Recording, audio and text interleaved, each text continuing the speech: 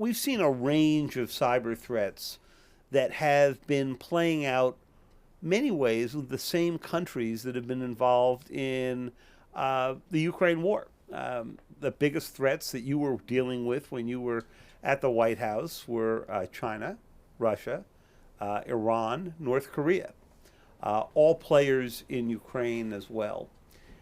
And yet, because we were so focused on Ukraine here, I'm not quite sure there was quite as much discussion as I would have expected, and I think there would have been in a normal year, about what the biggest threats are and how they've changed since the last time we were all here.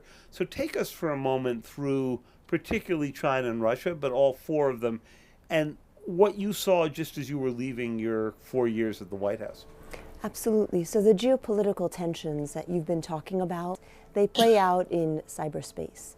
They play out with regard to countries in cyberspace, and they play out with regard to sometimes groups aligned with countries or sometimes financially driven and the impact they're having as well.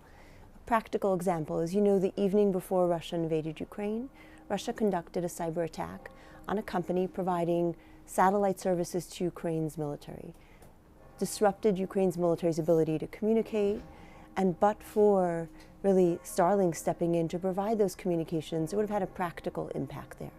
Similarly, we've seen China prepositioning infrastructure around the world and countries starting to step up to say what's needed to do to deter or counter that. And finally, criminal groups, often provided safe haven by countries like Russia, are impacting infrastructure around the world, notably a significant growth in the healthcare sector through ransomware attacks. So those same geopolitical tensions that we see in physical space certainly are playing out in digital space as well.